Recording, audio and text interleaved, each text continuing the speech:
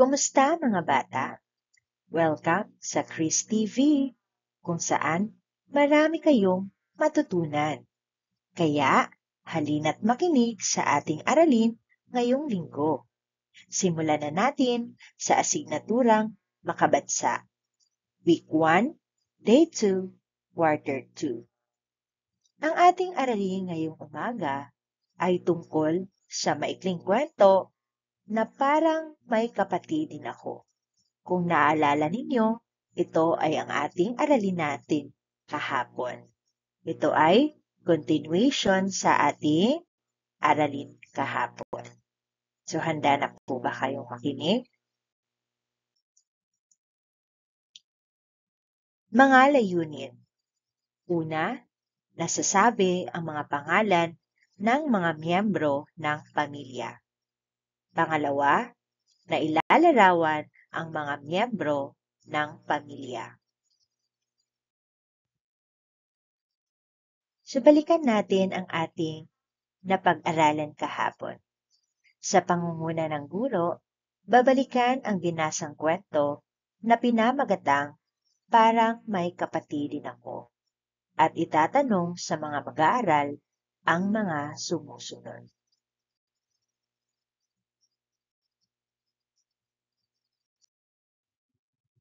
Isang araw, nagpaguhit ang aming guro. Tungkol ito sa aming mga kapatid. Kaagad kaming gumuhit ng sabay-sabay.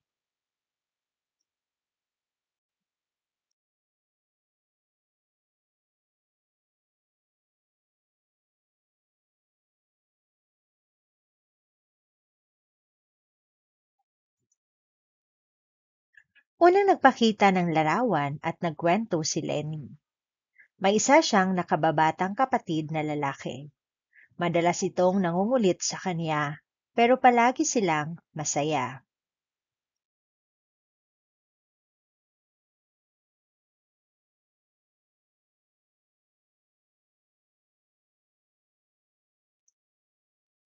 Pangalawang nagpakita ng larawan at nagkwento si Bam. May kambal na babae siyang kapatid. Lagi silang magkakasama sa pagsisimba at pamamasyal sa parke.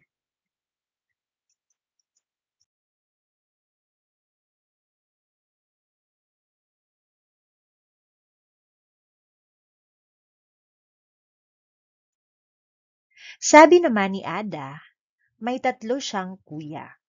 Paglalaro ng sipa at kadang-kadang ang hilig nila. Ang saya-saya nila kapag magkakasama.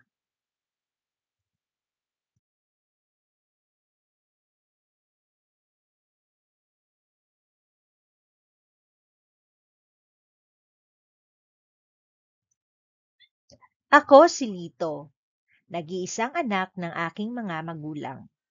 Ako lang daw ang ibinigay ng Diyos sa kanila. Masaya pa rin ako kahit nag-iisa.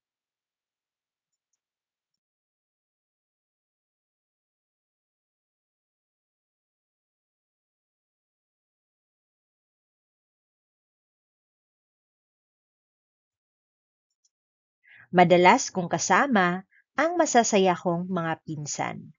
Palagi kami naglalaro ng sipa at patintero. Kaya parang may mga kapatid na rin ako.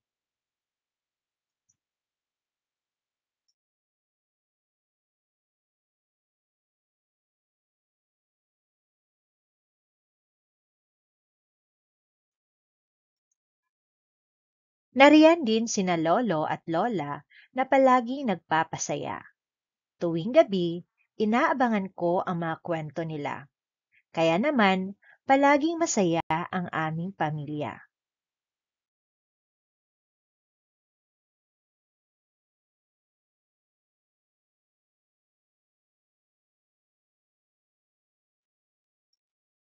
Lalo na at nariyan ang mapagmahal kong magulang. Yakap at halik ang panggising sa akin tuwing umaga.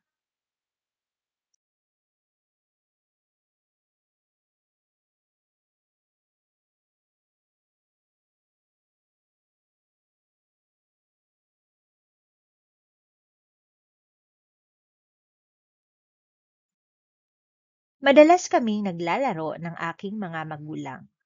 Basketball ang aming paborito.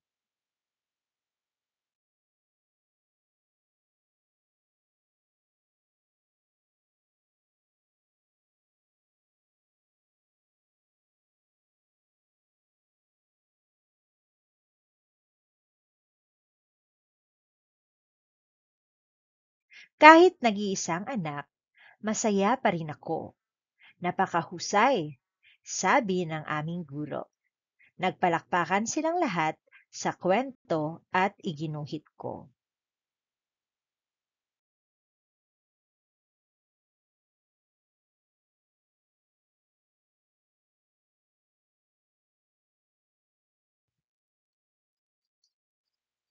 Sino-sino ang tauhan sa kwento? Ang mga tauhan sa kwento ay sina Lenny, Bam, Ada, at Lito. Ilarawan ang pamilya ni Lito.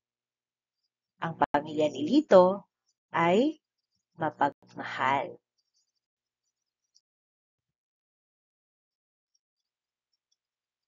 Magbahagi ng inyong sagot mula sa binasang kwento noong nakaraang araw. Mayroon bang kapatid si Lito? Okay po, siya ay walang kapatid. Siya lamang po ay nag-iisang anak. Sino-sino ang kasama niya sa bahay? So, ang kasama niya sa bahay ay sina lolo at lola at ang kanyang nanay at tatay.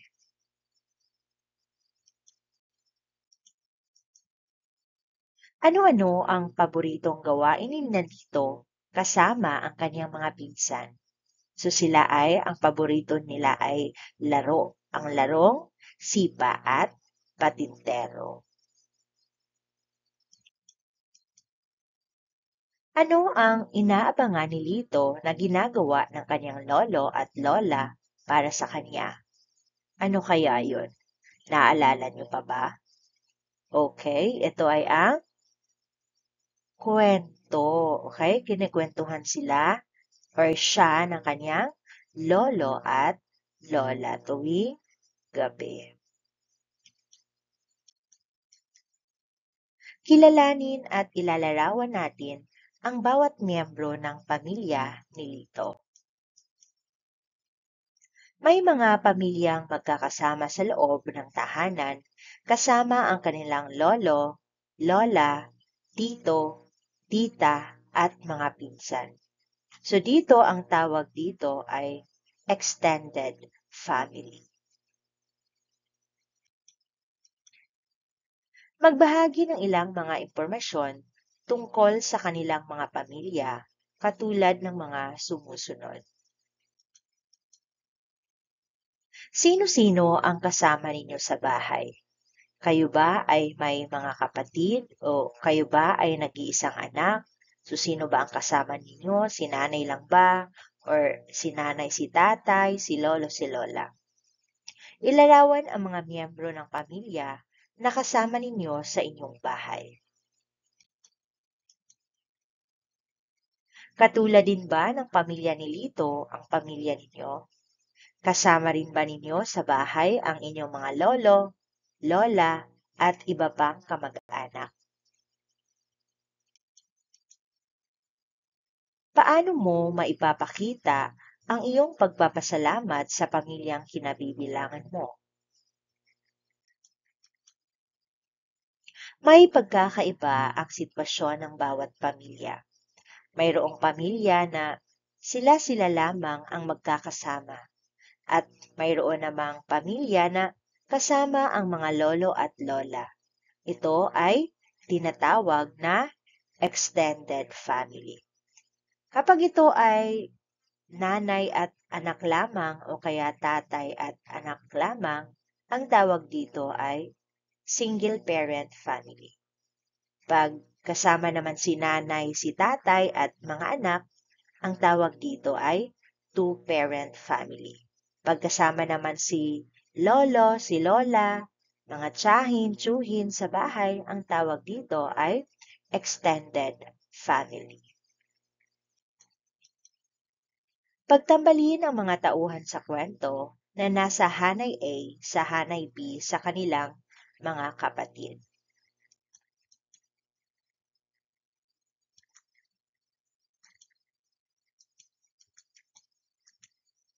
Okay, so dito, si Lenny, ilan po ba ang kapatid niya? Okay, si Lenny ay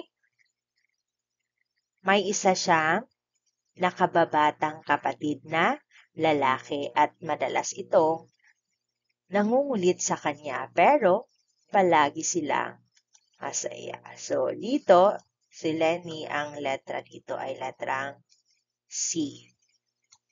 Si Bam naman. Si Bam ay may kambal na babae siyang kapatid at lagi silang magkakasama sa pagsisimba at pamamasyal sa parke. So dito, ito ay letrang D.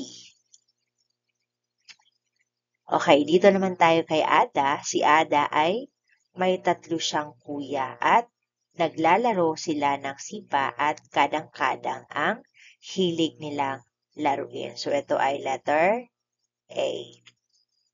Then sa number 4, si Lito, siya ay nag-iisang anak ng mga magulang pero masaya pa rin siya.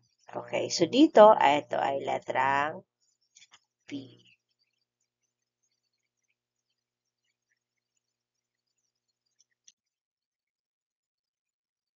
Maraming salamat sa panonood. Kung nagustuhan nyo ang video na to, huwag kalimutang mag-like, mag-comment, at mag-subscribe. I-click na rin ang notification bell para lagi kayong updated sa mga bago nating uploads. Kita-kits sa susunod na video. Ingat kayo lagi. Paalam!